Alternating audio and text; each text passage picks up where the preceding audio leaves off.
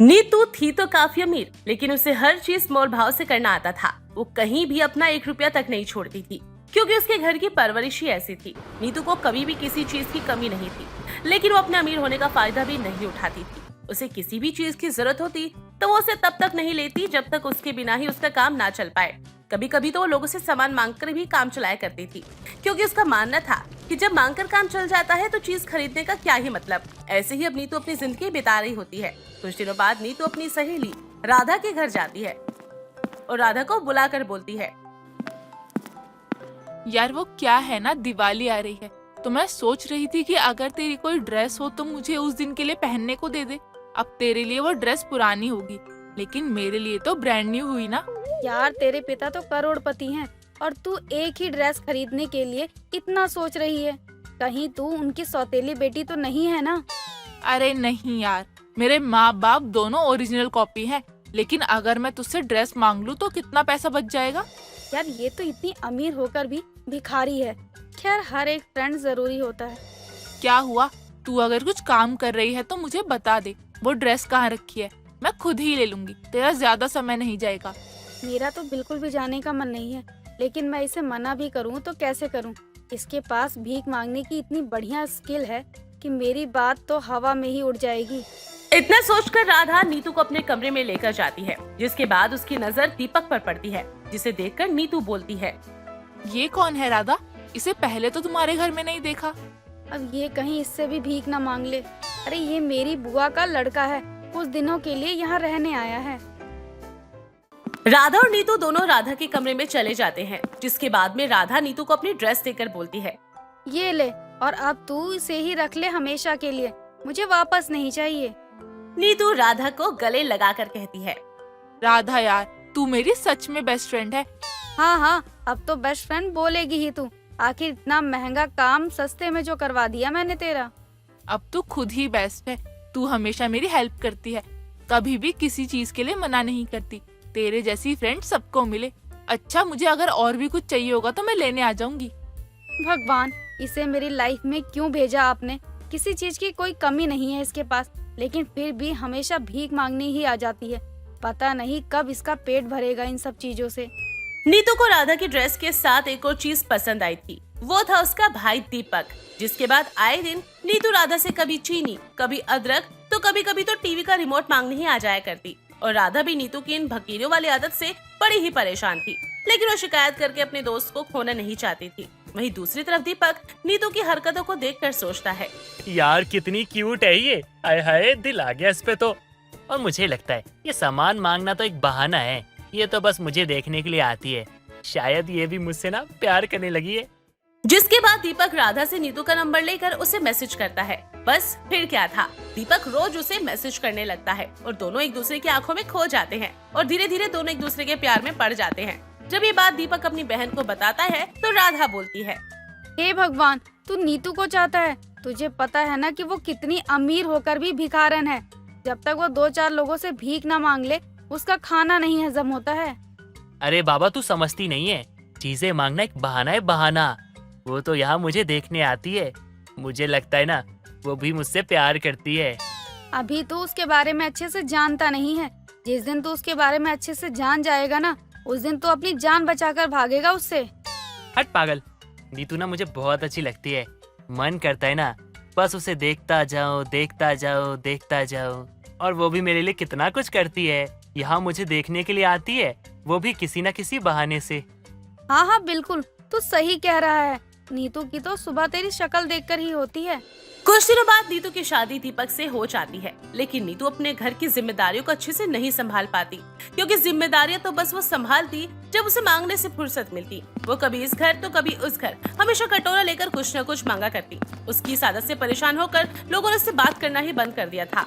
एक दिन दीपक परेशान होकर उससे बोलता है, देखो नीतू, मैं तुमसे ना बहुत प्यार करता हूँ, तुम मुझे बहुत अच्छी लगती हो, मैं दिल से तुम्हारी इज्जत करता हूँ। लेकिन पहले मुझे लगता था कि तुम मुझसे मिलने के खातिर राधा से सामान मांगने आती हो, लेकिन मुझे बाद में पता चला तुम राधा से ही नहीं, तुम तो हर किसी से मांगने के लिए चली जाती हो, वो भी कुछ भी। ये भिखारन की तरह क्यों मांगती रहती हो सबसे सब कुछ? अपनी इस आदत को ना बदल लो, भगवान की दया से सब कुछ है हमारे पास। बस इतनी सी बात, आज के बाद मैं कभी किसी से कुछ नहीं मांगूंगी, तुम्हारी कसम। वाह, मुझे नहीं पता था कि तुम इतनी जल्दी मान जाओगी। अब एक कप चाय बना के लाओ। चाय? पर चीनी खत्म हो गई है। एक काम करो, तुम बैठो, मैं सामने वाले घर से थोड़ी चीनी लेकर आती हूँ। इतना कहकर नीतू चीनी लेने पड़ोसन के घर चली जाती है, जिसके बाद दीपक अपना माथा पकड़कर बैठ जाता है। कुछ ही दिन यूं ही गुजर जाते हैं और एक दिन दीपक ये ठान लेता है कि वो अपनी पत्नी की इस आदत को सुधार कर ही दम लेगा, जिसके बाद वो कुछ सोचकर घर से बाहर चला जाता है। थोड़ी देर बाद नीतू अपने घर के काम करके टीवी देखने लग जाती है। तभी दीपक घर का दरवाजा बजाता है और नीतू दरवाजा खोलती है, जिसके बाद वो दीपक को देखकर हैरान होकर बोलती है, हाय राम रे, ये क्या पहना है तुमने? तुम ठीक तो हो ना? ये भिखारियों वाले कपड़े क्यों डाले हुए हैं?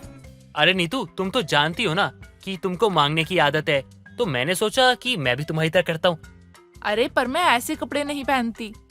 अरे मेरी जान, यही तो फर्क है। तुम अच्छे कपड़े पहन के भीख मांगती हो और मैं ये भिखारियों के कपड़े पहन के प्रोफेशनल भिखारियों की तरह भीख मांगूंगा। कितना अच्छा लगेगा ना? हाँ, वैसे भी दोनों काम तो मांगने का ही है ना, वो भी भीख। अरे पर ये तो गलत है ना, मैं ऐसी तो नहीं लगती कुछ मांगते हुए। अच्छा, ऐसा है क्या? तो ये सवाल अपने आप से पूछो कि जब तुम्हें लोग देखते हैं तो मुंह बना के भाग क्यों जाते हैं? बताओ बताओ। अरे पर ये परवर ना, ये सब छोड़ो और खाओ दाल, वो भी बासी, और रोटी, वो भी ठंडी। आए हाय, शर्मा जी के यहाँ बनी थी, बहुत मस्त है, मस्त। और पता है तुम्हें, उनसे मांगने गया तो उन्होंने मना कर दिया, तो मैंने गाना गाया, जीता था जिसके लिए मरता उसके लिए। वो तो गाना सुन के खुश हो गए, 2 रोटी एक्स्ट्रा दी है। तुम ठीक तो हो ना? तुम गाना गा गा कर घर घर भीख क्यों मांग रहे हो? अरे इस मोहल्ले में हमारी भी कोई इज्जत है यार, ये तुम क्या कर रहे हो? लोग बोलेंगे हमको। अरे बाबा, क्या बोलेंगे? तुमको अमीर भिखारन बोलते हैं, मुझे गरीब भिखारी बोलेंगे, बस। और क्या, इतना तो सुन ही सकते हैं ना। क्या लोग मेरे बारे में ऐसा बोलते हैं? अरे नहीं नहीं बेबी, वो लोग ऐसा थोड़ी बोलते हैं, वो तो इससे भी बहुत ज्यादा गालियां देते हैं तुम्हें, लेकिन बताऊंगा नहीं तुम्हें, अच्छा नहीं लगेगा ना तुम्हें, इसलिए। अरे अच्छा, ये सब छोड़ो, आ जाओ खाना खा लो, फिर ना सुबह उठ के ना मंदिर चलेंगे भीख मांगने। बस इसके बाद दीपक घर के अंदर आकर जमीन पर बैठकर वो ठंडी रोटी और दाल खाने लगता है और नीतू उसके हाथों से खाना छीनकर फेंक देती है और उससे कहती है, कोई जरूरत नहीं है खाने की, भगवान ने हमें जो भी दिया है वो हम दोनों के लिए जरूरत से ज्यादा है, फिर हम क्यों किसी से कुछ मांगे? अच्छा, फिर तो ये बात तुम्हें समझनी चाहिए, मुझे नहीं। मतलब? देखो नीतू, दुनिया में बहुत से लोग हैं जो मजबूरी में भीख मांगते हैं और दिन काटते हैं। हमको ऊपर वाले ने सब कुछ दिया है, तो हमें ये सब करने की जरूरत नहीं है। मैं समझ गई, मुझे माफ कर दो, आज के बाद मैं कभी किसी से कुछ नहीं मांगूंगी। ये हुई ना अच्छी पत्नी वाली बात। अच्छा जाओ, चाय बना के लाओ, मैं नहा कर आया। ठीक है, तुम नहा लो, मैं अभी आई। हे भगवान, कहाँ जा रही हो अब? चीनी मांगने? अरे बाबा, चीनी खरीद के लाई दुकान से। बस उस दिन के बाद से नीतू ने लोगों से चीजें लेना छोड़ दिया और लोगों को दान देना सीख लिया। वो अपने घर पर आए हर भिखारी को दान दिया करती और उसके पड़ोस वाले भी उससे बिना डरे बात करने लगे थे। सुनीता अपने कमरे में बाहर जाने के लिए तैयार हो रही थी कि तभी वो देखती है कि उसके चेहरे पर लगाने वाली क्रीम खत्म हो गई है। ये देखकर सुनीता अपनी दूसरी बहू मधु को आवाज लगाकर बुलाती है और अपनी बहू से सुनीता गुस्से में कहती है, बहू, तुम पांचों की भूख कभी शांत होगी भी या नहीं? अरे मैं क्रीम कल ही लेकर आई थी और आज सारी खत्म हो गई। इतनी सारी क्रीम का क्या हुआ, अब बताएगी भी तू? माँ जी, कल मैं आपकी क्रीम अपने चेहरे पर लगा रही थी, तो फिर मेरे साथ ऐसा हो रहा था कि एक तरफ लगा रही थी तो दूसरी तरफ फीका लग रहा था, और दूसरी तरफ लगा रही हूँ तो पहली तरफ फीका पड़ रहा था। इसलिए बराबर करते करते ना मैंने पूरी क्रीम ही खत्म कर दी। लेकिन माँ जी, बहुत कम क्रीम थी सच में। हाँ हाँ, पागल तो मैं हूँ जो 5-5 भूखी बहुओं को अपनी छाती पर बैठा रखा है। अरे सब्र नाम की चीज है या वो भी खा गई तुम? पता नहीं क्या सिखाया इनके माँ बाप ने, बस नुकसान करना आता है इन सबको। माँ जी, आप इतना चिल्ला क्यों रही हो? मैंने कुछ भी जानबूझकर तो नहीं किया है, और क्रीम ही तो खत्म हुई है। आप दोबारा ले आना। अपनी बहू को छोटी सी चीज के लिए इतना कौन सुनाता है? हाँ हाँ, अभी तो घर की चाबी मेरे हाथों में है ना, तभी तो तुम पांचों को पैसों का कोई हिसाब किताब नहीं है और ना ही समझ। जब खुद के सर पर जिम्मेदारी आएगी ना, तब देखती हूँ मैं कि तुम्हारी भूख कैसे शांत नहीं होती। सुनीता अपनी पांचों बहुओं से बहुत परेशान थी, क्योंकि जब से उसकी पांचों बहुएं घर में आई थी, तब से ही घर में हमेशा किसी न किसी चीज की कमी रहती थी। ऐसे ही एक दिन बड़ी बहू आरती और छोटी बहू प्रीति दोनों एक साथ टीवी देख रही होती हैं। तभी प्रीति कहती है, दीदी, कुछ खाने को मन कर रहा है। कुछ खाने के लिए है क्या किचन में? मैंने कल ही माँ जी को नमकीन और बिस्कुट का पैकेट लाते हुए देखा था, लेकिन मुझे ये नहीं पता कि माँ जी ने वो सब कहाँ रखा है। मुझे पता होता तो मैं कब का खत्म कर चुकी होती ना। माँ जी ने तो हम सबसे ही नमकीन बिस्किट छुपा कर रख दिया होगा। पता नहीं क्यों माँ जी को हम पांचों उनकी भूखी बहुएं लगती हैं। अब बताओ, हम अपने मन से कुछ करे भी ना क्या? वो सब छोड़ प्रीति, माँ जी तो घर में है ही नहीं। हम नमकीन और बिस्किट ढूंढते हैं, मिल जाएगा तो खा लेंगे, और माँ जी पूछेंगी तो बोल देंगे कि हमें तो पता ही नहीं कि माँ जी कुछ लाई भी हैं। हाँ हाँ, ये सही रहेगा। चलो जल्दी से। दोनों बहुएं नमकीन बिस्किट ढूंढने लगती हैं और जैसे ही उन्हें नमकीन बिस्किट मिलता है तो दोनों पैकेट खत्म कर देती हैं और अपनी सास को ये बात तक पता नहीं चलने देती। अब सुनीता भी बेचारी क्या करे, पता चले तो भी कितना ही सुनाए अपनी पांचों बहुओं को। सास भी बेचारी क्या ही करती। ऐसे ही कई दिन निकल गए थे। कुछ दिनों बाद सुनीता पांचों बहुओं को, पहली बहू आरती, दूसरी बहू मधु, तीसरी बहू आकांक्षा, चौथी बहू प्रीति और पांचवी बहू पलक को समझाते हुए कहती है, बहुओं, आज शाम को हमें पड़ोसन के घर पार्टी में जाना है, याद है ना सबको? माँ जी, हमें तो याद ही था। क्यों आप ऐसे बोल रही हैं? क्या आप भूल गई थी? मैं भूली नहीं हूँ, तुम पांचों को ये समझा रही हूँ कि वहाँ जाकर कुछ ऐसा वैसा मत करना तुम। ऐसा वैसा क्या माँ जी? हम तो ऐसा वैसा कुछ भी नहीं करते हैं। हम पांचों तो कितने भोले हैं। हाँ हाँ, तुम पांचों से ज्यादा भोली बहुएं तो किसी की भी नहीं है पूरे मोहल्ले में। बस किस्मत तो मेरी ही फूटनी थी, तभी तो मेरी किस्मत में तुम पांचों हो। माँ जी, आपने हमें ये बताने के लिए यहाँ बुलाया है एक साथ? नहीं नहीं, मैंने इसलिए तुम पांचों को यहाँ बुलाया है कि तुम पांचों की भूख यहाँ तो शांत होती नहीं है, लेकिन इसका मतलब ये नहीं है कि तुम पांचों पड़ोसन के घर में जाकर मेरी नाक कटवा दो। माँ जी, मैं तो यहीं से तैयार होकर जाऊंगी, तो वहाँ किसी का सामान क्यों मांगूंगी? और माँ जी, अगर वहाँ कुछ भी गंदगी दिखी तब मुझसे चुप नहीं रहा जाएगा। मैंने एक नई झाड़ू भी ले ली है, वही गंदगी साफ करने बैठ जाऊंगी। मैं पहले ही बता रही हूँ, ठीक है ना? और मैं तो बस तुम पांचों जैसी घर से जाओगी वैसे ही पड़ोसन के घर से वापस आओगी। सुनीता इतना बोलकर तैयार हो जाती है। कुछ देर बाद उसकी पांचों बहू तैयार होकर आती हैं और पड़ोसन सरला के घर चली जाती है। वहां जाते ही आरती और प्रीति खाने पर टूट पड़ती हैं, जिसे देखकर सरला सुनीता से हंसते हुए बोलती है, अरे सरला, तू क्या अपनी बहुओं को कुछ खाने को नहीं देती है? देख तो, खाने पे ऐसे टूट पड़ी हैं जैसे कितने सालों बाद खाना मिला हो इन्हें। ऐसी कोई बात नहीं है, वो तो बस ऐसे ही खा रही हैं। सरला को अपनी बहू आरती और प्रीति पर काफी ज्यादा गुस्सा आता है और उन दोनों को सरला समझाने ही लगती है कि तभी फैला कूड़ा देखकर पलक झाड़ू लगाने लगती है और एक तरफ आकांक्षा डांस करने लगती है। सुनीता का तो पूरे मोहल्ले के आगे तमाशा ही बन गया था। सुनीता को बहुत गुस्सा आता है और वो बिना कुछ बोले वहाँ से चली जाती है और अपने घर आने के बाद सुनीता खुद से बात करते हुए कहती है, इन पांचों भूखी बहुओं ने तो मेरी नाक में दम कर रखा है। किसी की डांस करने की भूख शांत नहीं होती तो किसी की सफाई करने की। एक की तो अलग ही है, मेकअप करने लगती है कहीं भी। अब मुझे कुछ करना होगा इन पांचों को सुधारने के लिए।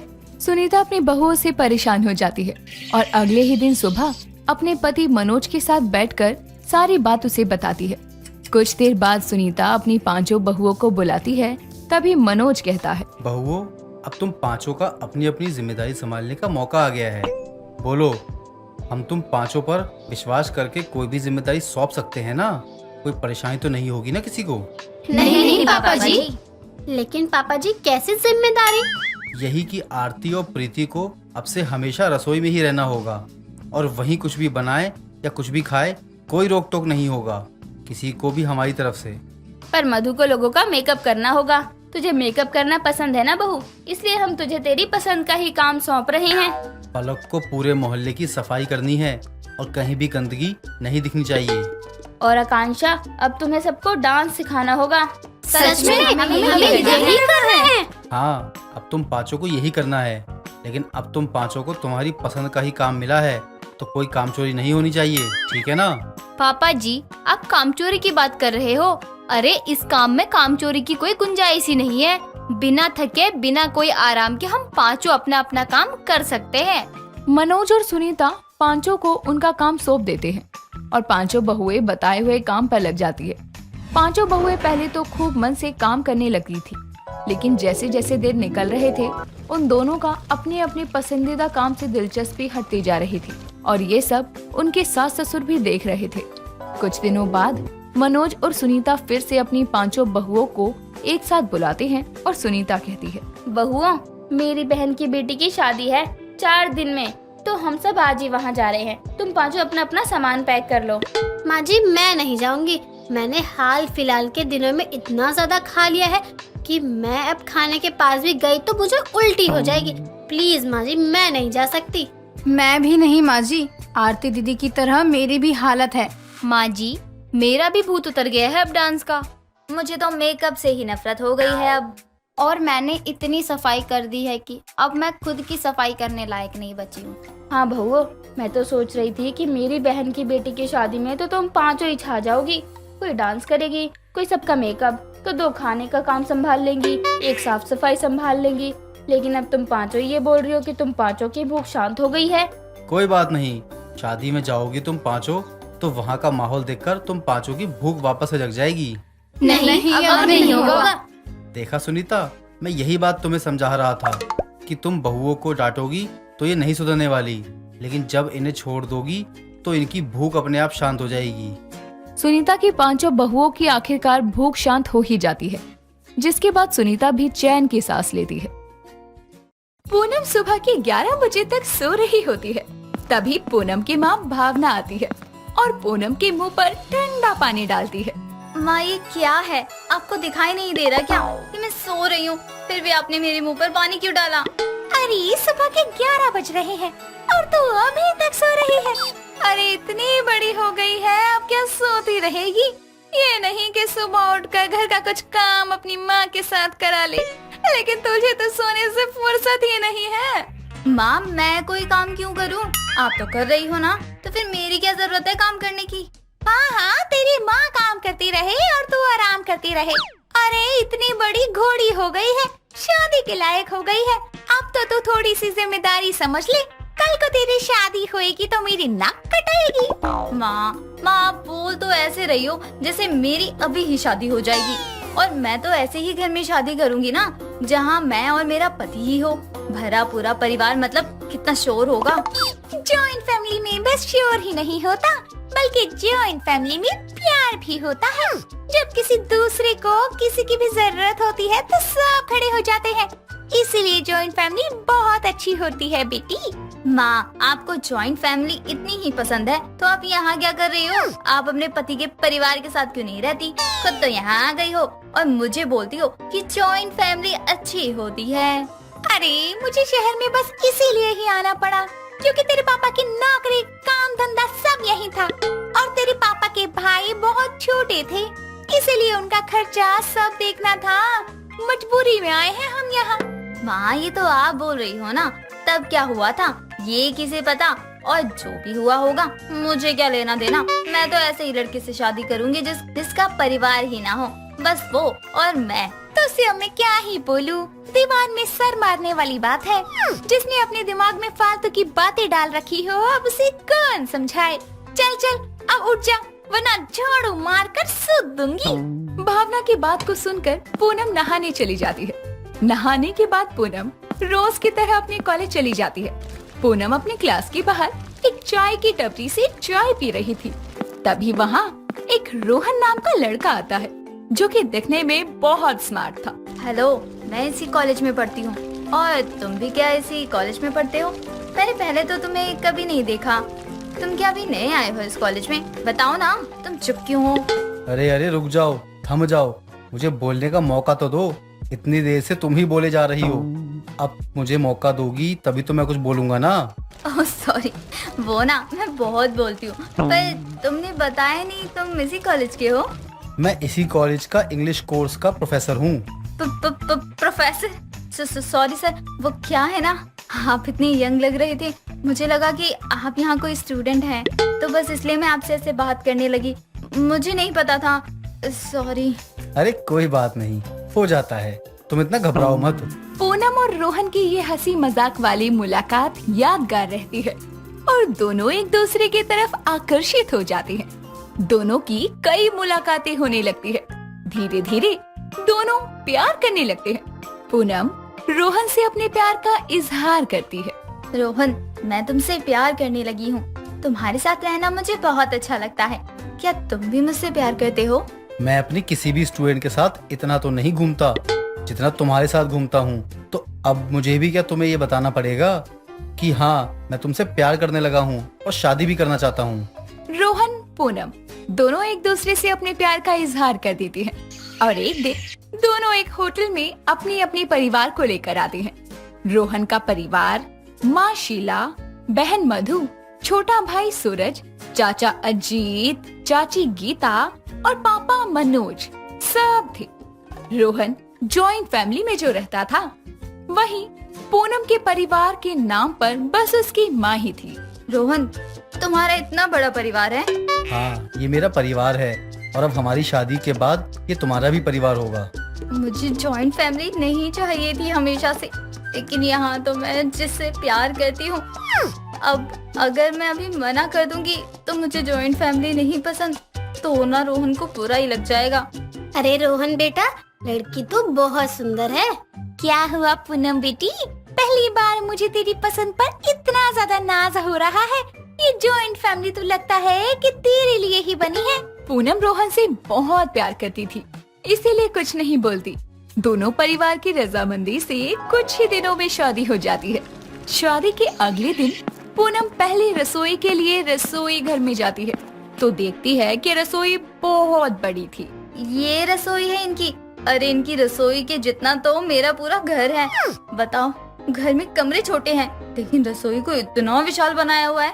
खैर कोई बात नहीं, अब मैं अपनी पहली रसोई के लिए खाना तो बना लूं। पूनम खाना बना रही होती है, तभी वहाँ पूनम की चाची सास गीता आ जाती है। अरे बहू, आज तो तुम्हारी पहली रसोई है ना, तो सबके लिए क्या बना रही हो?